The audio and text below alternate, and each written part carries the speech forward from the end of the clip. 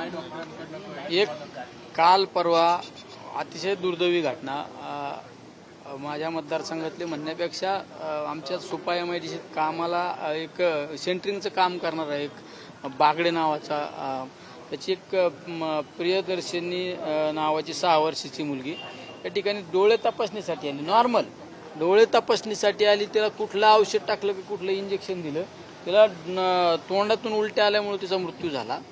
मध्ये 1 वर्षापूर्वी या भागातील गोरखे नावाचे एक आमदार आहेत, त्या आमदारांचे पीए त्या तनिष्का भिशेचा सुद्धा असा संशयास्पद मृत्यू झाला. या सगळ्या चौकशीच्या बाबत मी आता त्या अधिकाऱ्यांना भेटलो. त्यांना आता आरोग्यमंत्र्यांशी सुद्धा मी बोलणं केलं. केंद्रीय आरोग्यमंत्र्यांशी माझा आता डायलॉग झाला नाही, पण त्यांच्या OSDशी मी बोललो. कारण या हॉस्पिटलची चौकशी लागली पाहिजे. अशा अनेक घटना आहेत. या हॉस्पिटलच्या बाबत जर पाहिलं, EFC म्हणजे गोरगरिबांसाठी जी योजना असते त्या योजनेच्या मागच्या काही 6 महिन्यापूर्वी 36 कोटी रुपये 48 लाख रुपये या अकाउंटला होते. आज 12 कोटी मायनस दाखवली. त्यांना मी सांगितलं की त्याची यादी द्या, तुम्ही किती गोरगरीब लोकांना मदत केली याची यादी द्या. इथं सोशल वर्कर म्हणून एक व्यवहारी नावाचा कोणीतरी बदमाश या ठिकाणी, तो कधी कोणाचे काम फोन उचलत नाही, कधी कोणाचे एखादं ऑपरेशन योजनेत बसवायचं असेल तर इथं कधीच मदत होत नाही. तुम्ही या हॉस्पिटलच्या बाबत आम्ही चॅलेंजनी सांगितलं, कधी फोन करा का बेड शिल्लक नाही, मग कुठली शासकीय योजना लागू नाही, ही कुठली पद्धती. या सगळ्या गोष्टींच्या बाबत साधं सगळ्या तुम्ही शासनाच्या योजना राबवायच्या आणि तुम्ही गोरगरिबांना मदत करू शकत नाही. महानगरपालिकेचा 35 कोटी रुपयाचा 32 कोटी रुपयाचा दंड थकवला. त्या आमच्या तनिष्का भिशेच्या केसमध्ये तर राज्य सरकारने यांच्यावर कारवाई करण्याच्या बाबत निधी विभागाला त्या ठिकाणी सांगितलं. त्या विभागाने तुमच्या धर्मदाय आयुक्ताला, पुण्याच्या धर्मदाय आयुक्ताला सांगितलं की विश्वस्तांवर गुन्हा दाखल करा. यांनी काहीतरी स्टे आणला, पण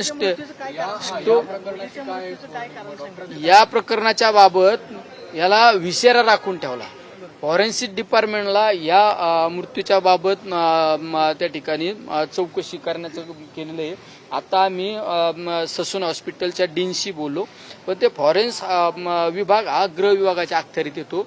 त्यांच्याशी सुद्धा आम्ही संपर्क केला. त्याचा तात्काळ त्याचा रिपोर्ट आला पाहिजे आणि या प्रक्रियेमध्ये जे कोणी डॉक्टर लोक आहे ज्यांनी हलगर्जीपणा केला त्याच्यावर चौकशी समिती लागली पाहिजे आणि त्यांच्यावर कारवाई झाली पाहिजे, ही आमची प्रामुख्याने मागणी आहे. येणाऱ्या जुलैच्या संसदेच्या अधिवेशनामध्ये विशेष करून दीनानाथ मंगेशकर हॉस्पिटलची चौकशी लागली पाहिजे. याबाबत सुद्धा आम्ही चौकशी करणार आहे. आमच्या या छोट्या मुलीला न्याय मिळाला पाहिजे. आमच्या भिशे नावाच्या भगिनीला सुद्धा अद्यापपर्यंत न्याय मिळाला नाही, तिला सुद्धा न्याय मिळाला पाहिजे, ही आमची यामध्ये मागणी आहे. कारण तुम्ही आज काय दिली डॉक्टरांनी सांगितलं, पोलीस प्रशासनाने डॉक्टरांनी सांगितलं की आम्ही याबाबत PM करण्यासाठी पेशंटला आग्रह केला. PM तो तुम्हाला करावंच लागतं ना. आग्रह केला म्हणजे चुकीचं काय केलं? तुम्हाला ज्यावेळेस एखादी संशयास्पद मृत्यू होतो त्यावेळेस तुम्हाला PM करावं लागतं आणि त्यांनी सांगितलं की आम्ही PM करायला भाग पाडलं. ही चुकीचं उत्तर दिलं, हे बालिशपणाचं उत्तर दिलं. त्याचं PM झालं, पण याचा संशय त्याचा विषय राखून ठेवला. त्याचे जे लॅबला काही नमुने, ते फॉरेन्सिक लॅबला नमुने दिले. त्या विभागाच्या आम्ही संबंधित लोकांशी बोललो.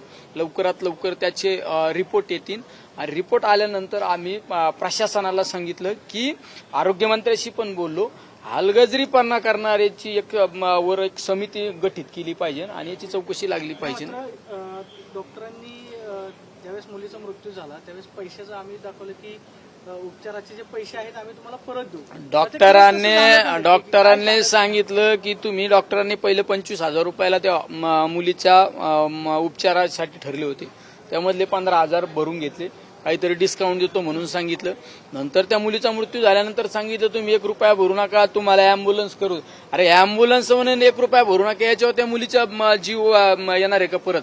त्या मुलीचा जर व्हिडिओ पाहिला तुम्ही तर आदल्या दिवशी ते इंग्लिशमध्ये टॉकिंग करीत होती. राव, इंग्लिश मिडियमची मुलगी ती इंग्लिशमध्ये तिच्या शिक्षकाशी टॉकिंग करीत होती, बोलत होती. आणि दुसऱ्या दिवशी जर या चुकीच्या गोष्टीमुळे तुझा जीव जात असेल तर माझं तर म्हणणं आहे का या प्रक्रियेमध्ये जे दोषी डॉक्टर असतील त्यांच्यावर मनुष्यवधाचा गुन्हा दाखल झाला पाहिजे. मात्र तशी प्राथमिक माहिती त्यांनी काही दिली का की जर कदाचित ड्युटीवरती डॉक्टर असतील प्रशासन डॉक्टर त्यांनी सांगितलं शेवट आरोग्य विभागातील हॉस्पिटलचे लोक त्यांच्याच बाजूने त्या ठिकाणी बोलणार का, पण आम्ही पोलीस प्रशासनाला सांगितलं तुम्ही या ठिकाणी आलेत ना मध्यस्थाची भूमिका घ्यायला, तुम्ही जबाबदारी घेतली पाहिजे, तुम्ही यावर समिती गठीत केली पाहिजे. मग आम्ही आरोग्यमंत्र्याशी पण बोललो, आरोग्यमंत्र्याला सुद्धा सांगितलं चौकशी करा. मी केंद्रीय मंत्री JP नड्डांशी आता संपर्क करण्याचा प्रयत्न केला, त्यांच्याशी संपर्क नाही झाला, पण त्यांच्या OSDशी संपर्क झाला. मी उद्या त्यांना पत्र देणार आहे. या सगळ्या हॉस्पिटलचे जे आतापर्यंत घटना घडलेल्या आहेत राजकीय वरद असल्यामुळे हे सगळं घडतंय का? या हॉस्पिटलमध्ये या दोन गोष्टी समाजासमोर आल्या, पण या हॉस्पिटलच्या दुर्लक्षपणामुळे अनेकांना जीव गमावा लागलेला आहे. त्यामुळे आमची तर मी त्या संसदीय अधिवेशनामध्ये मागणी करणार आहे, या सगळ्या प्रक्रियेची चौकशी तर कराच, पण ज्या दोषीवर मनुष्यवधाचा गुन्हा दाखल करा ही आमची सगळ्यात महत्वाची मागणी आहे. वडिलांनी 2 दिवस झाले तक्रार दिली, फक्त पोलिसांनी अलंकार पोलीस स्टेशनला त्या मुलीच्या वडिलांनी तक्रार दाखल केली, जबाब नोंदवून घेतलेला आहे, पण अद्यापपर्यंत गुन्हा दाखल झालेला नाही. ज्यावेळेस पोलीस प्रशासनाशी मी बोललो, त्यांनी सांगितलं ज्यावेळेस फॉरेन्सिक रिपोर्ट आमच्या हाती आल्यानंतर आम्ही तात्काळ गुन्हा दाखल करू. त्यांना सांगितलं का हा रिपोर्ट आल्यानंतर तात्काळ गुन्हा तुम्ही दाखल करणारच आहे, पण आमची जी भगिनी तनिष्का भिसेचा बाबत तुमच्याकडे अहवाल आलेला आहे, ते अहवाल सुद्धा तुम्ही ओपन केला नाही. हे कोणाच्या आशीर्वादाने दाबलं जातं? तुम्ही पाहिलं असं तनिष्का भिसेंच्या बाबत मृत्यूचा जो अहवाल सादर झाला, तो अहवाल आजपर्यंत प्रकाशित झालेला नाही. आजपर्यंत याच्यामध्ये एक टेक्निकल गोष्ट अशी आहे की ज्यावेळेस हे प्रकरण घडलं मेडिकल बोर्डाचा रिपोर्ट आल्याशिवाय पोलीस गुन्हा दाखल करत नाहीत. पोलिसांचं असं म्हणणं आहे की मेडिकल बोर्डाचा रिपोर्ट आल्यावरती आम्ही गुन्हा दाखल करू, म्हणजे नुसतं फॉरेन्सिक रिपोर्ट किंवा मेडिकल बोर्डाचा रिपोर्ट आल्यानंतर गुन्हा दाखल करणं अपेक्षित असतं.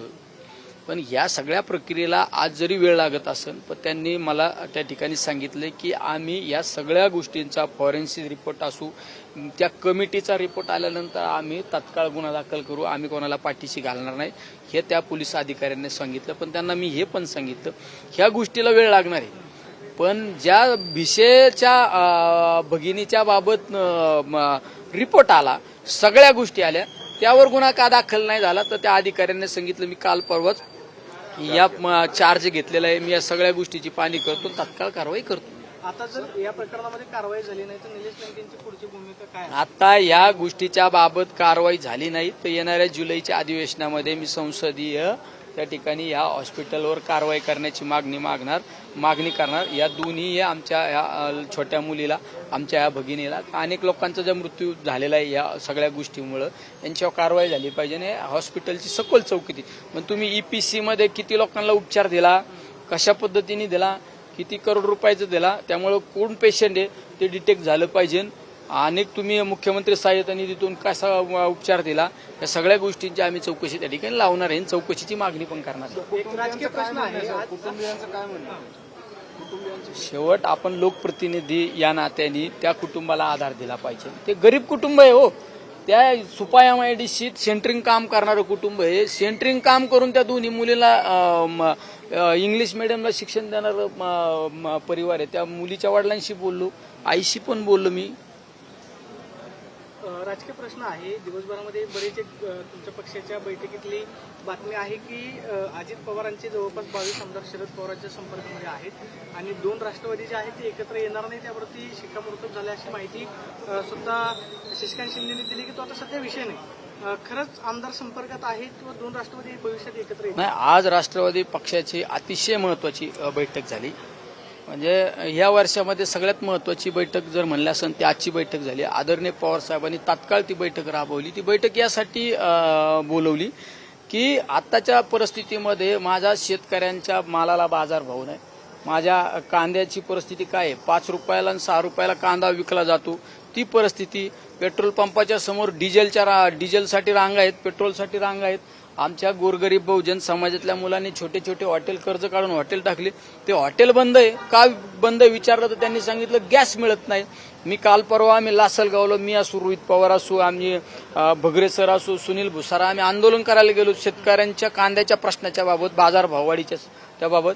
त्या ठिकाणी शेतकऱ्यांनी एक सांगितलं की आम्हाला मार्केटमध्ये कांदा आणण्यासाठी ट्रान्सपोर्टरकडे गेल्यानंतर ट्रान्सपोर्टर सांगितलं जातं की आम्हाला डिझेलची व्यवस्था करे. या सगळ्या ज्वलंत प्रश्नाच्या बाबत आदरणीय पवार साहेबांनी आज तात्काळ बैठक बोलवली होती. त्याबाबत आम्हाला काही सूचना केलेल्या आहे. आपण लोकांना कशी मदत करू शकतो, आपण सरकारला कशा पद्धतीने ह्या लोकांना न्याय देण्यासाठी आपण भाग पाडू शकतो, या सगळ्या सूचना आदरणीय पवार साहेबांनी केलेल्या आहेत. ही सगळ्यात महत्वाची. त्यामुळे आजच्या बैठकीत सगळ्यात महत्वाचं ही हल्लीची परिस्थिती हाताबाहेर गेली नाही पाहिजे, या सगळ्या गोष्टींसाठी आदरणीय पवार साहेबांनी बैठक बोलवलेली आहे. त्यामुळं आमदारांच्या बाबत अशी कुठली चर्चा झाली नाही. असं कुठली आजच्या बाबतीत ह्या सगळ्या गंभीर जन्य परिस्थितीवर बैठक झालेली आहे. त्यामुळे कुठली राजकीय बैठक आजची नव्हती.